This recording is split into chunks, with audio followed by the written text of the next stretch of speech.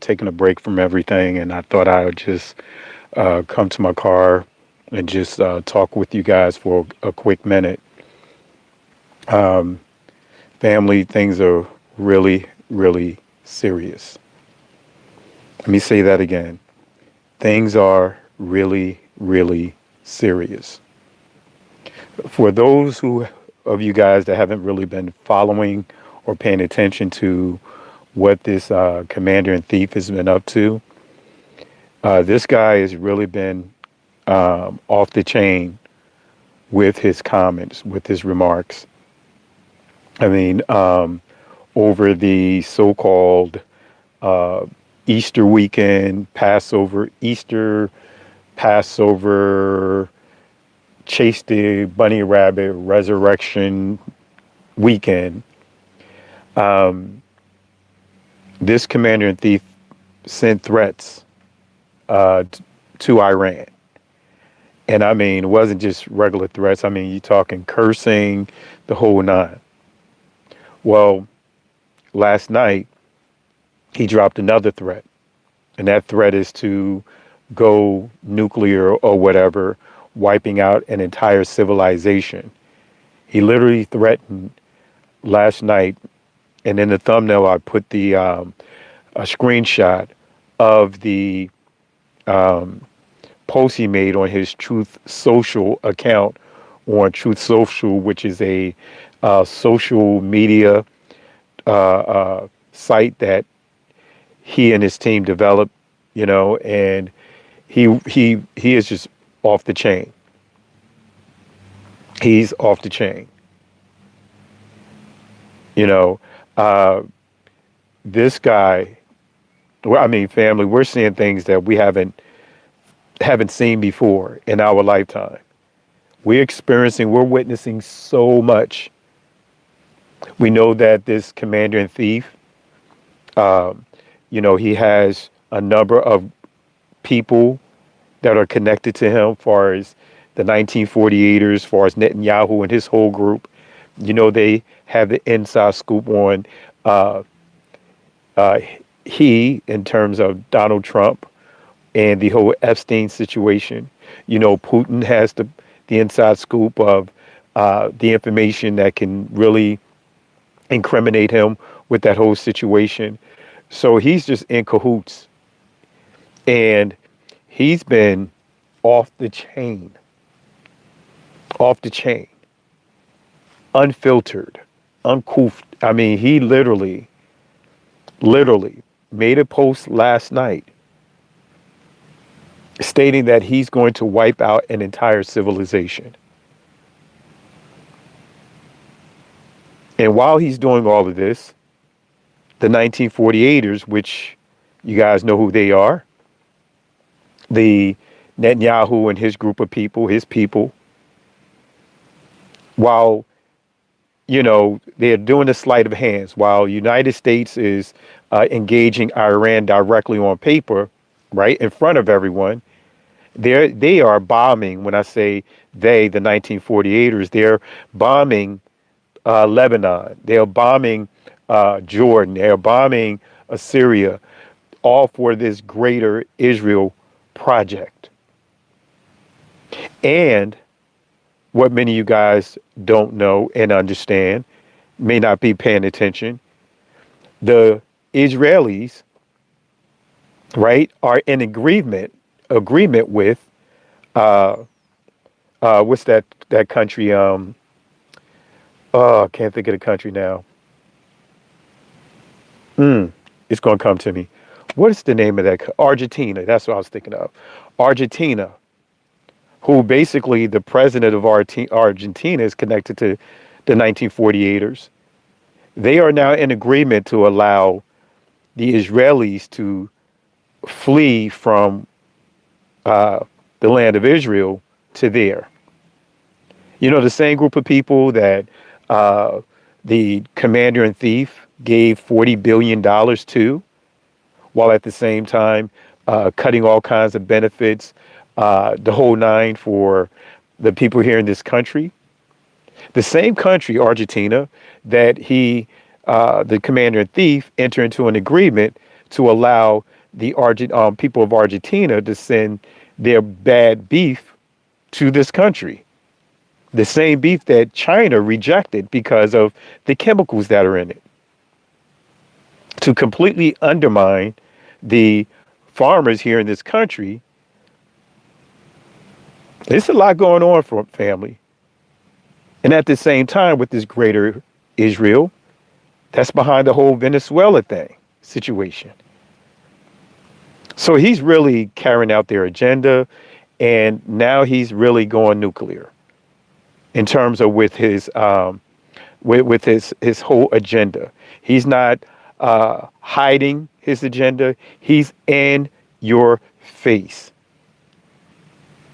making it clear what the agenda is.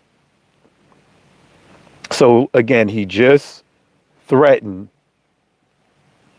Iran to go nuclear. He's saying he's willing to wipe out an entire civilization if they don't cave to his wishes.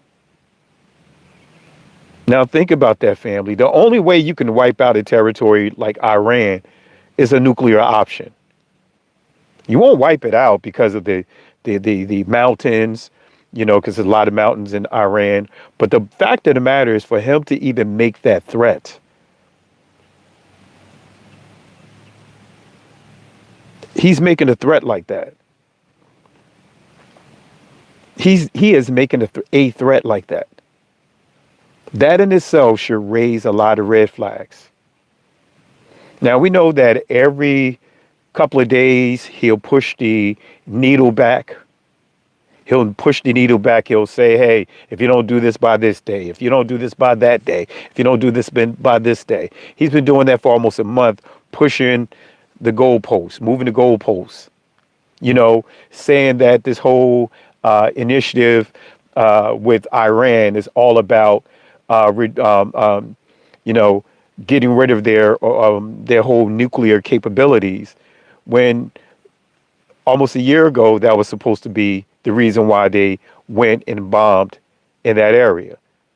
So that's all the whole greater Israel nonsense that we see that's taking place.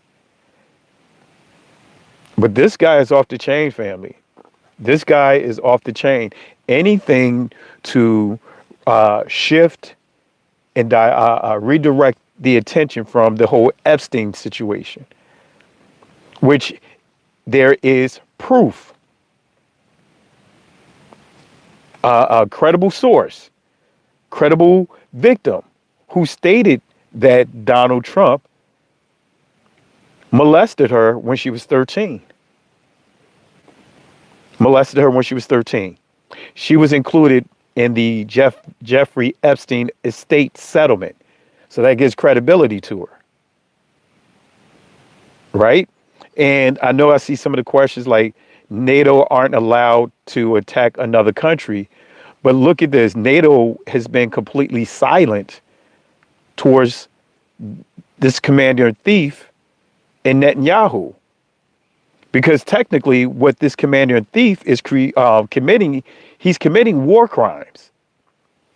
According to the Geneva Convention, he's committing war crimes according to what's specified in with the with the whole organization. He's committing war crimes. The United Nations, according to their policies and doctrines and all of that, he's committing war crimes. But because it's the United States, that's why they are quiet. That's why they are silent. So family, I'm just telling you guys, we are living in truly perilous times. So much is going on. And you have a guy that is battling with dementia and a lot of other anger stuff, a narcissist that has the authority to press the button. To press the button to allow a nuke to go off. And some would say, well, that's over in Iran. No, family, you guys don't understand the cascading effect. You know what I mean? The snowball effect when it comes to dealing with nuclear weapons, when it comes to dealing with nuclear war. You know, it's interesting when you understand his whole so-called, um, uh, ballroom. When you really study and pay attention to what he's doing, he's also building a bunker, an updated bunker to be underground underneath that that whole area. That's in the court documents. That it's going to be they're wanting to build a hospital. They wanting to build a entire underground bunker right there where the ballroom is. Underneath all of that. That ballroom is just a ploy, but it's a bunker that they want to create and put place there. That's what it's all about, family. Everything that you see, and I've been touching on this for years, of his agenda, it's a purge. They want to purge. Everything that they do is based upon blood sacrifices. That's how the 1948ers do when every time they enter into any type of, I would say, hostility towards any other countries. Who do they target? They target the very people that cannot defend themselves, the women and children and senior citizens. The first thing that they did when you start understanding the initial conflict in October 7th that went underreported is they bombed hospitals. They bombed schools. It's on record. They killed hostages. It's on record. And what did the United States do with Iran? And they admitted, this commander in chief and his stooge admitted that they bombed schools over in Iran. Family, that is a blood sacrifice. What you're saying is when they do these are blood rituals. Because when you start understanding this Baal system, they need what? Sacrifices. So see, we paid, many of us, we are so indoctrinated to when we think about sacrifices, we think that there's going to be an altar going to be erected, and you see the statue of Baal. No, family, it's deeper than that. There's a reason why the Iranians posted or had videos even before all of this, having videos calling Netanyahu and this commander in chief Baal. Now, I want to make it clear, I'm not siding with the Iranians. I'm not siding with no one, but on the side of truth. So I want to make sure some of our brothers and sisters that may be watching here, no, don't you start trying to jump on sides with the Iranians, just like many of our brothers and sisters jumped on the side of the Russians. None of them care about our community. None of them care about our community. I want to make sure you guys understand it because we have a tendency. Oh, yeah, we're rooting for all the countries that's coming against the United States. But how do those countries feel about us? How does those countries feel about us? That's the part that many of us miss. And so, yeah, we got the trolls. Appreciate the moderators for getting these trolls out. Kick these trolls out. I could care less about these trolls. So we have to, family, pay attention to what's going on. We have to pay attention to what's going on. This guy, because he speaks in a cadence that sounds like he's off. That sounds like he'll never do X, Y, Z. I encourage you guys, if you study Daniel chapter 8 and you start understanding what dark sentences is, and it says that this ruler is going to create policies, and this guy has been creating executive order after executive order after executive order after executive order. Just in his first year of this presidency, he broke the record. Executive order doing everything to undermine the Constitution of the United States, called flooding the zone.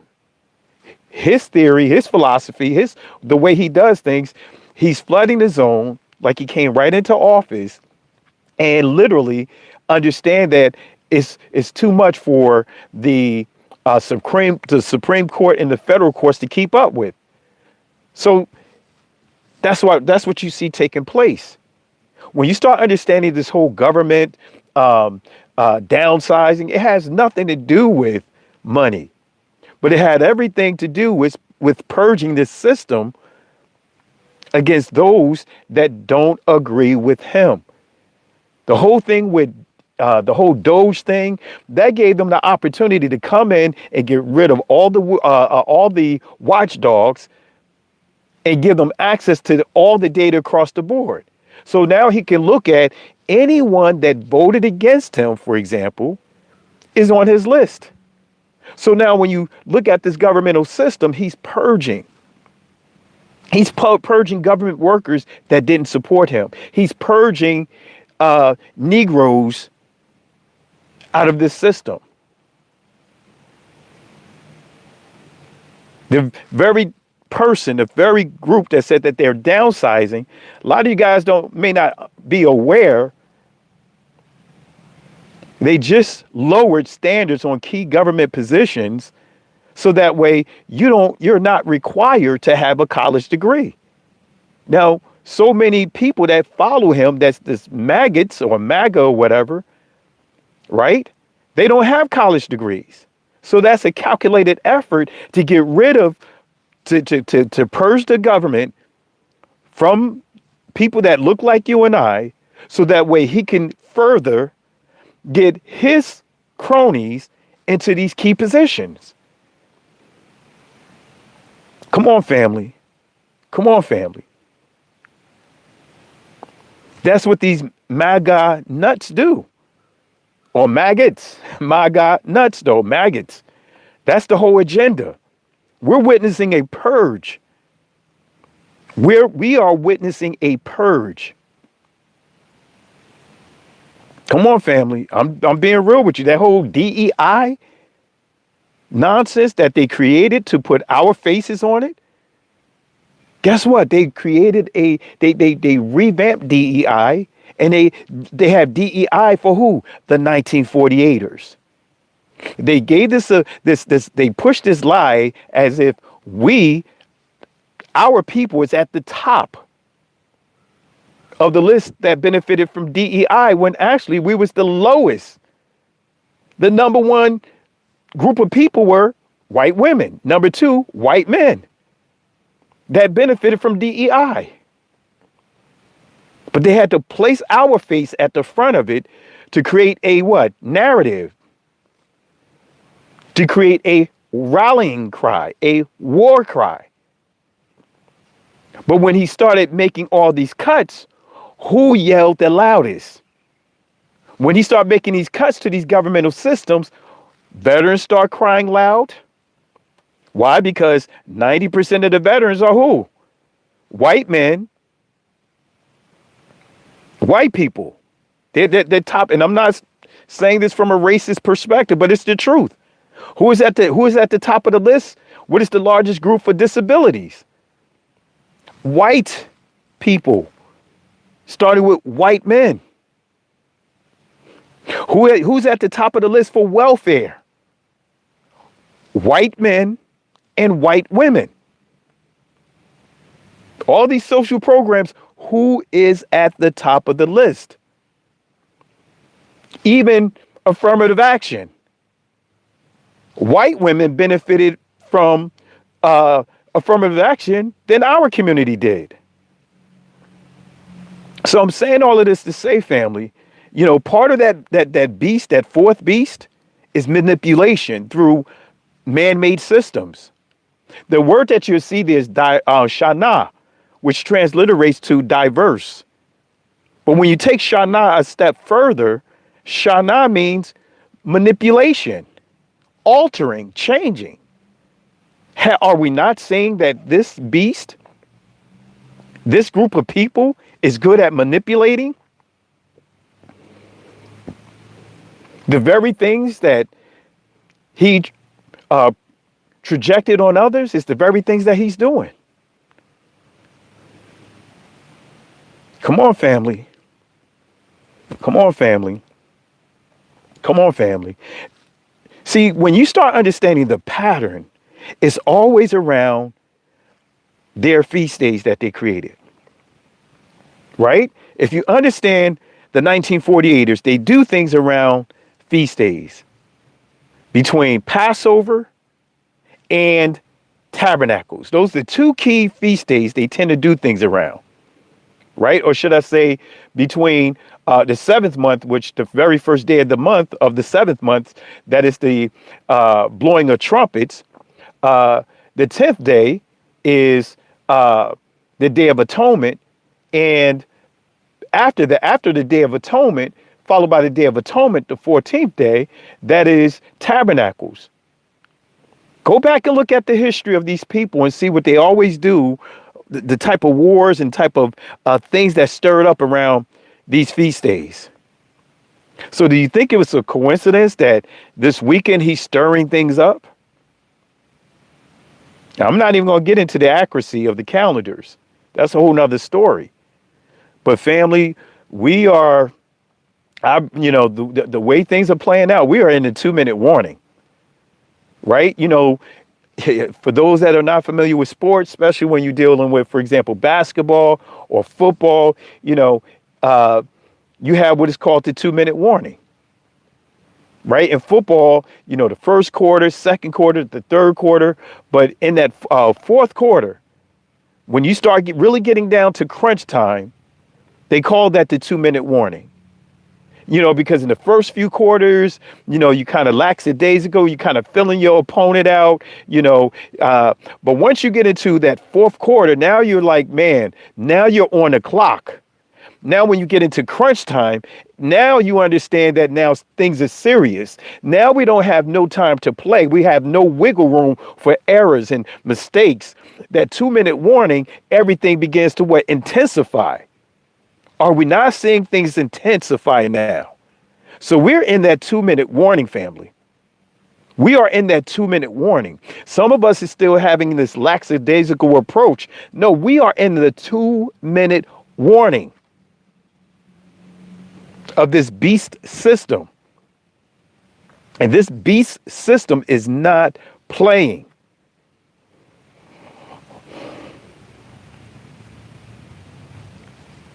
Family, it's a lot going on, family. We need to wake up, man. We need to wake up. Get out of this mindset of a Democrat, a Republican, and independent. That's what they want us to do. They want you to take sides on when two wings that's on the same bird. Get out of that. They want you to take sides on Christianity, Catholicism, Judaism, Islam, where they're the same wings on the same bird. Two wings on the same bird. Because it's the Romans have their hands in what they call Judaism of today. The Romans have their hands on what is called Catholic, when actually it was really called the Universal Assemblies when we start looking at second and third century. Now they call it the Catholic Church, in which Christianity stems from. Islam stems from. The Romans have their hands on all of this, for us that Roman way of doing things. Even when you deal with the word Republican, the United States is a Republican territory. Every country around the world are under the influence of the Romans with their whole government infrastructure. Democrats, that's all dealing with Roman terms. Come on, family. So when we start understanding religions, the Romans have their hands, especially when you start looking at 70 AD, the Romans conquered Jerusalem, and you start studying and understanding that those wars continued for another century and a half. So you had Domitian, you had Nero pressing who? So then you had their people taking on these religions, because Josephus talks about how the Greeks hijacked other countries that they conquered, culture, starting with their language. So now when we start dealing with 70 AD, see, many of us just think about the Roman Catholic Church because that's obvious. But what about the Romans that took on the Israelites, that continued that took on the Torah, that took on the laws and the prophets, took all that and put their faces on it? So now you have two groups of Romans, those that are rolling with the Catholics, those that are rolling with now what we call Christianity, and then you have the Romans that are rolling with Judaism, that created a religion called Judaism. Still the same people. And it's then genetically proven that the 1948ers are connected to the Khazarians, they're connected to the Scythians, they are connected to, as you know, the Ashkenazis, they're also connected to the Greeks and the Romans, genetically speaking. They are the same people, family, the same people. They pushed this Roman system to where now they took the power from the people and placed it into individuals that they call councils, like the rabbinic. The rabbinic is not an ancient thing. That's a modern concept of putting power into a group of rabbis, so to speak, and say that this is what they were doing in the ancient times. No, that's not the case. That's not the truth. Oh, come on, family. Come on, family. Come on, family. There was no such thing as a rabbinic group prior to 70 AD. Really, that is all getting to the 3rd to 5th century, creating doctrines like the Mishnah, the Talmud. That's on their side, the Romans on that side. But on the other side, this is when you start getting into universalism, right? This is where you get the word Catholic. Christendom still deals with universalism, which Christendom or Christianity, that was created in the 10th century to make things what? Universal. That's a 10th century word. Still dealing with what?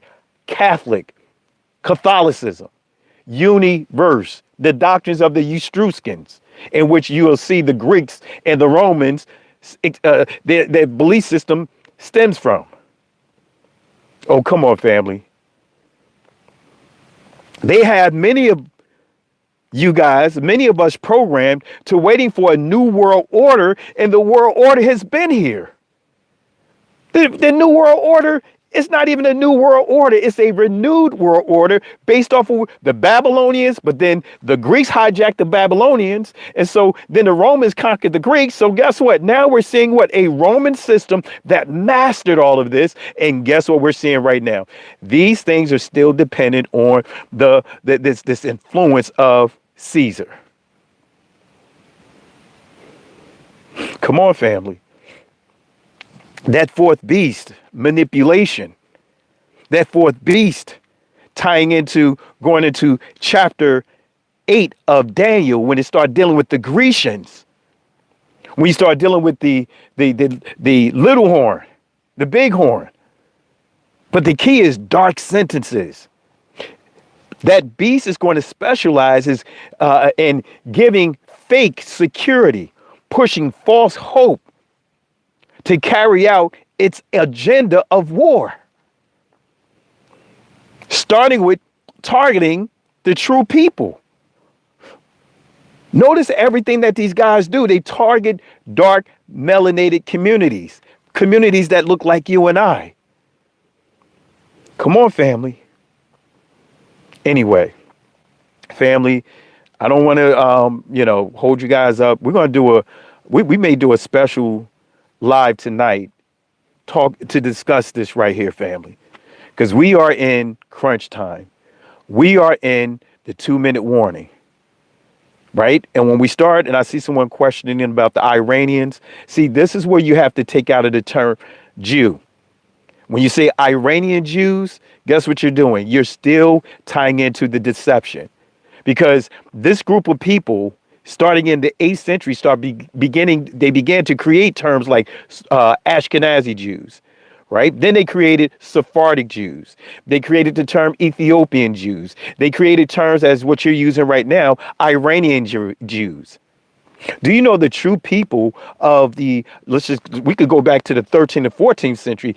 The true people that even scholars of the 13th, 14th century, they didn't refer to the true Israelites as being in these different descriptors.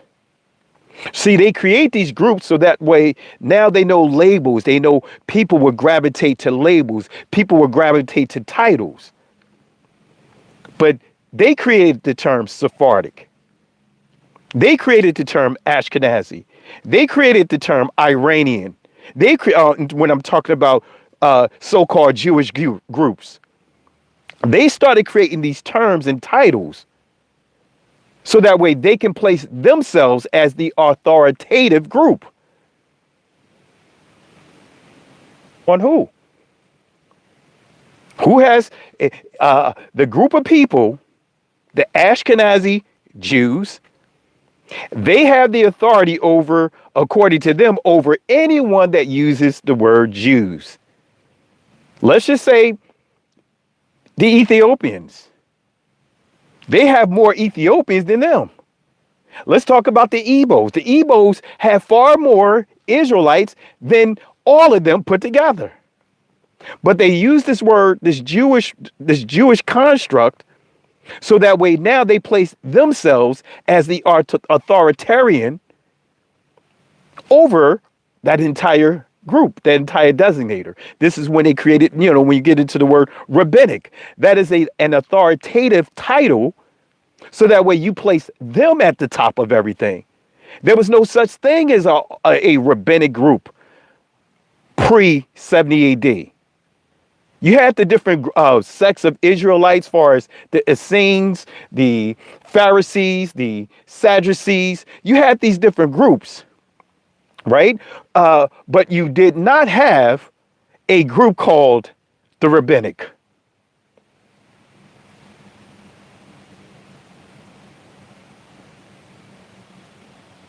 Come on, family. That's how they are deceiving. And how do we continue to carry out their agenda? When we keep using these words. Like many of you guys already know the word Christian, what that associates with. Many of you guys know that the word, for example, Jesus is not the ancient word because you focus on what? That letter J. So why don't you apply that same logic to the word Jew? We've been programmed to give them a pass by using scriptures as a form of witchcraft, a form of charms, having so many recite or quote, bless those who bless you, curse those who curse you, the Jew first, and then the Gentiles. That is programming, predictive programming. Through what? Repetition. So now the entire world, when they try to talk about who is the original what? Jew. And so even those that say that they are not Jews, they still using the construct Jew to try to see who's the original, and they never go to the original. Have you guys ever noticed that these pastors that are using Revelation 2:9 and Revelation 3:9, they quick to say that they're not the people, but you notice they never talk about who really is the people, or their default to saying, oh, this is the Palestinians. They're the original people. When actually it's the Romans that created the name Palestina for that entire territory. To do what? To erase the true identity of the original people, as they scattered them and murdered so many of them. They created Palestina. Come on, family. It's layers to this thing. Oh man, I gotta go, family. I gotta go. Somebody asked, where did we get the title Judah? Right? Judah. Where did we get the title? Well, the actual ancient pronunciation is Yahwadah. Then the transliteration off of that is Yahudi or Yehudi. Right? But by the time we get to the, beyond that, now you get Judah. Right? That's 17th, 18th century, because there was no letter J. The word Jew began its conception in the 12th century. Now, linguists will point you to the 8th century, dealing with the French, who took the Greek transliteration, oudeos, and removed the D from it. That's what they'll take you to. But truly, this word developed in the English language. Started with GYU, right? The English transliteration in the 12th century. Then by the time you get to the 17th century, it's what? When actually that word comes from a group of people called the Jutes, in plural, Jutish, which was a Germanic group that you don't hear them talk about. They also refer to as the Jots or the Scythian Jots.